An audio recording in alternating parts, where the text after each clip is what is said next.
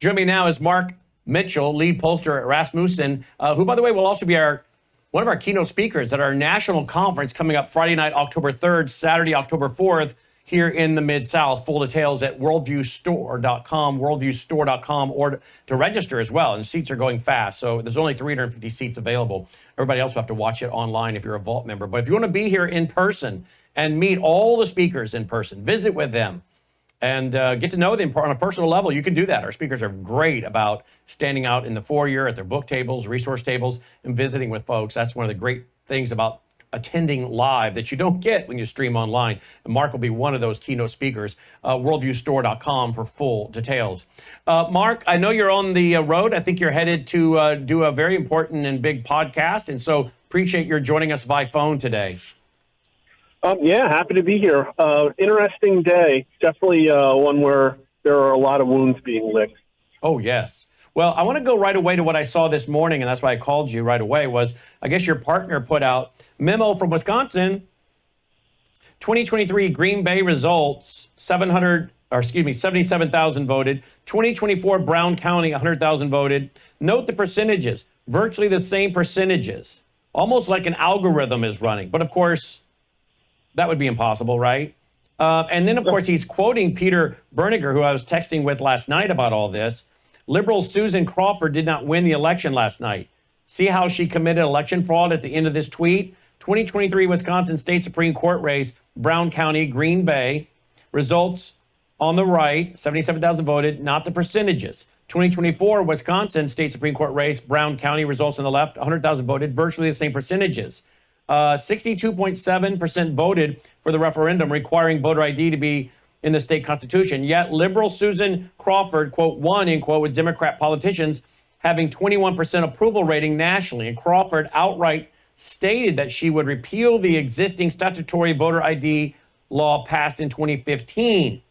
He claims liberal Susan Crawford committed massive smurfing, i.e. criminal money laundering. That's what he says, not me. A 45-page criminal complaint was filed before the election to the FBI. In addition, Patriot John Stone filed a 10-page complaint to the Wisconsin Ethics Commission, and Patriot Julie Seegers filed a judicial complaint to the Wisconsin Judicial Commission. Smurfing is a scourge on our elections across the country. Liberal Crawford and her co-conspirators laundered millions into her campaign. This election is fraud. She, Ben Weichler, and Act Blue, the Wisconsin Democratic Party, and others involved must be prosecuted. All right, that's a lot. What do you make of that? Yeah. What do you make of that? Well, it's a really complicated mess, to be honest with you, and it's hard to come up with one simple answer. Do I think that there was fraud in this race in Wisconsin? Yes, especially based on some of the things that I've also seen, some simple stuff like at Central Count. They had ballots that were being brought in after the legal deadline. That's not right. Now, is it enough to make up the difference? Probably not. But there you go. That's one really salient thing that needs to be immediately investigated. But, where were Republican lawyers stopping that? I don't know. Where were the election observers that were supposed to keep that kind of thing from happening? And so already there's reasons to doubt that election, not least of which all the other reasons that we've seen on all the other different elections. But then also, what can also be true is that the Republicans just don't have the same level of competency as the Democrats. Republicans actually outspent Democrats in this race, believe it or not. And do I think smurfing is involved in a massive scale? Yes, I do. Hopefully accountability will come to Act Blue and their ilk. But at the same time, an unescapable fact is that Donald Trump and the Make America Great Again movement have perfected a machine that's very good at getting Trump elected, but not necessarily good when it's just Republicans. A lot of that's because of the swing voters he's brought under the Big Tent. And, they say they'd vote for a Republican, but it just doesn't look like they get to the polls. But this thing, there's so many different ways you could look at this thing and say, wow, it just makes absolutely no sense. The 23 race, the Republican lost by 10 points. And back then, Republicans were in a bad spot. It was after the 22 election. Trump was releasing NFTs. There was the McCarthy mess going on in the House. It was not a great time. And now in 25, after a major victory and when everybody's happy in the direction of the country, exact same 10-point margin. But get this, even though 600,000 more people showed up to the polls. So Republicans actually got a ton more voters out, but so did Democrats. Exactly the amount they needed to hold the same margin. It just doesn't make any sense no matter how you look at it. Then there were reports in Wisconsin running out of ballots. Now, is that due to a large turnout, or is that due to ballots being printed and being harvested? Well, I mean, I guess it depends on what those people that turned out were, if they're real or not. Like, I don't know. Without the right people, and listen, I talked to Peter Bernegger too, and he told me stories about 2020 versus 2024 and how his election integrity group was actually able to get people in to central count. And the RNC lawyers were on the outside looking in, not in a situation to stop all this stuff. And so, again, I make a call for Pam Bondi to please break the seal, break vacuum on election integrity investigations, because I think ubiquitously establishment GOP people all over the country are still out there telling new candidates, no, you can't run on this. No, it's a loser topic. No, it's going to make you unwinnable. And you've seen the national polling. Nothing could be farther from the truth. People have very little trust in our elections, and they want integrity. And I'll tell you, too, about this ballot measure that passed on election integrity, the IDs. I actually can believe, like, let's just assume for a second that the Republican actually lost. I can believe that measure passed because on a national scale, 70% of Democrats want photo IDs for voting. So it is a very, very bipartisan measure and something that Congress could be able to put in law today, right? I know it's a state thing, but you could codify Trump's election executive order. But what's Congress doing? They're MIA right now, right? They had that procedural screw up yesterday, and now they're sitting out. Only 10 days in session in April, and we just lost 3 or 4 of them to this proxy voting clown show. So I don't know. They need to get busy. Stuff needs to start happening. And the proxy voting, just for folks know, this is for, I guess, mothers who are having children that they're giving birth, they're dealing with their children after they're born, they're dealing with a sick child, they're nursing. I don't know. We've had I think a Democrat from Colorado going to the floor with her baby.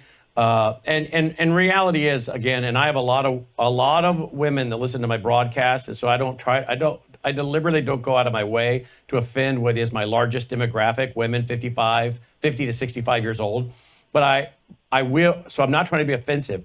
I'm also pro-family. I'm pro-mom. I think my audience knows me and what I have stood for 35 years publicly. But I also know that a lot of my women in the audience, a lot of the women in the audience, will agree with this statement. I know my wife would. Motherhood is very important. And we value motherhood. And we want people to have families, get married and have families and encourage family life and motherhood. It's very important. But if you cannot be present to represent your congressional district, then you need to put your first priority first, which is your child, your family.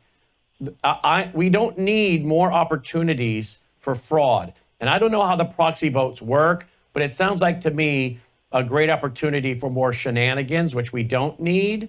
And I also don't like the fact that you don't have the ability to have somebody on the floor to have someone walk up to them and talk to them and explain to them, do you know what this amendment is going to do? Do you know what it's not going to do? Do you know what this bill is about? Where you actually can, on the floor, talk with other members and of both parties. And that goes on all the time. Not if they're somewhere off in another, back home in Colorado. Yeah. So to me, we want to encourage motherhood. We want to do all we can to help have our elected officials have families and bear the responsibility of families so that they can identify with Americans more closely.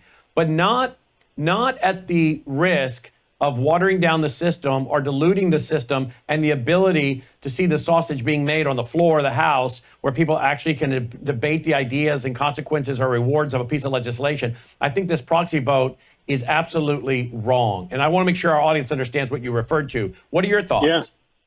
I don't have really a strong opinion on this either way, to be honest with you. But what I have a strong opinion about is legislative priorities. And so, let's be real, like thinking back, we had people voting from their deathbeds, probably voting as vegetables, all kinds of situations like that. And all of a sudden, like this gets to the top of the list. It's like, no, how about the SAVE Act? How about we stop illegal aliens from voting in our elections? How about make elections secure again act? How about stopping the judicial overreach? The voters are screaming, right? They want this judge impeached. And yet nothing's happening, and we've kicked the can again. Like, have some priorities. Read the room, Congress. You were elected because of a mandate for Donald Trump's platform, which is strongly popular, even way more popular than Donald Trump. Election integrity, border security, cleaning up government, accountability for government overreach. Get it done. And it's just things like this that give me very little confidence that we're actually going to see it. Let me go to one issue, but I'll loop back to MAGA and we'll wrap. Peter Berniger is saying that multiple areas in Wisconsin at multiple polling places were blocked off. We had people yelled at by clerks, even though absentee ballots were being processed, handled in areas blocked off from observers. So again, there seems like there was a lot of things going on in Wisconsin last night that doesn't pass the smell test, correct? Oh, 100%. And then again, it's just not specific to Wisconsin. It's not a time. Let's not forget people standing outside of inner city polling places in Philadelphia with baseball bats, allegations that black voters are moving out of inner city communities, and then they're being re-registered in order to help with these ballot harvesting scams. Plenty of people who brought up allegations that in certain counties or precincts that there are algorithmic things going on. Just a lot of reasons. But what do you need as a predicate? Like, they accepted absentee ballots after the 8 p.m. Central Time cutoff. So, like, get involved. Freeze their email accounts. Like, download their email, like, investigate. And we'll see. I don't know. Okay. A couple of people have told me that we can expect action and investigation and things are finally different. But now, like, after this, like, please, let's hear something this week. Yeah, this week. Okay, let me ask you in closing. The MAGA movement. I know it's with the grassroots. I know the MAGA movement is alive and well. Make America Great Again, America First, strong borders, all the things that we talk about. Good policy, good government, the things that make for good policy and good government.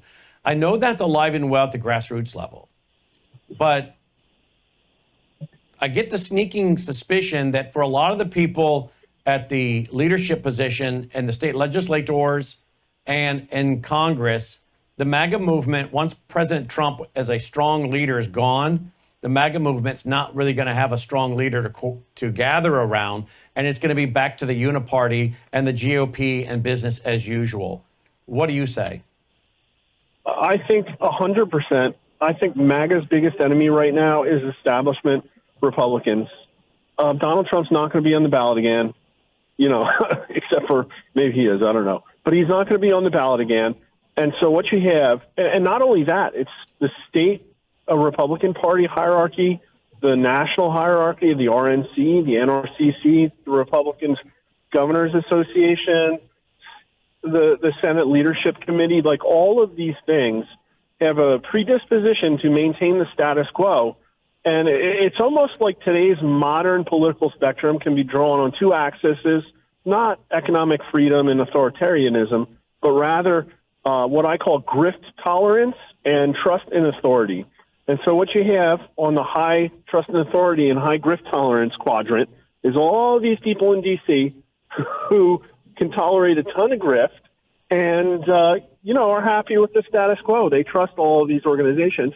And then you have the bulk of the voters down in the lower left quadrant, low grift tolerance, low trust and authority. That is 65% of the population right now. They want the entire system burned to the ground.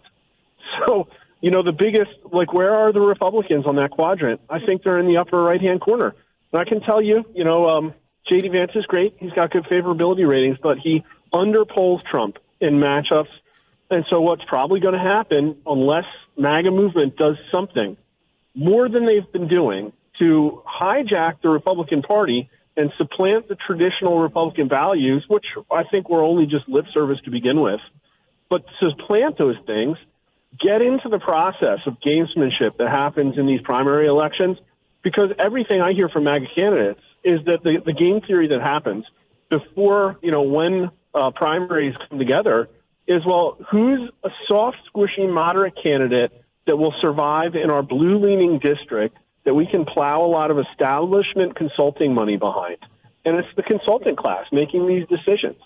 And what they think wins elections is to act like a moderate, run from Trump, avoid touchy issues like racism, of border, deportations, avoid touchy issues like election integrity, and then take the money from the consultant class that's going to tell you you're going to win, and then, oh, look at that, you lose.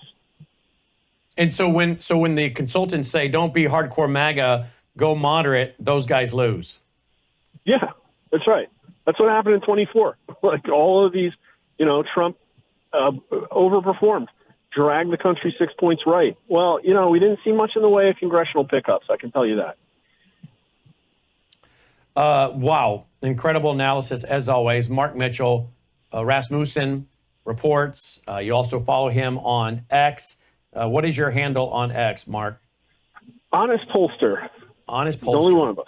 There you go. Honest no, Pollster. there's a few, but yeah. Well, you're one of them. Honest Pollster. Mark, as always, thank you for being with us. Be safe, and we're looking forward to you being a keynote speaker at our national conference this fall. Yeah, looking forward to it. It's going to be great. Meet everybody. Thank you, Mark. Mark, checking in. Lead pollster at Rasmussen. There you go, folks. There you go. All right. Thank you, Mark. And again, if you want to register for the big event coming up this fall and hear Mark speak in person, meet him in person, we'd love to have you join us right there at worldviewstore.com. The tickets are going fast. We're about to add our Thursday night banquet with a keynote speaker. She was born and raised in Iran. She was a Muslim. She came to faith in Christ. She's been a guest here. We're going to have her as a keynote speaker at that banquet that night. There are limited seats for the banquet. We'll put that up online before the week is over. And there are limited seats for the conference itself on Friday night and Saturday, and with Gordon Chang, Sidney Powell, Chris Martinson, Alex Newman, myself, and Mark Mitchell, right there at worldviewstore.com.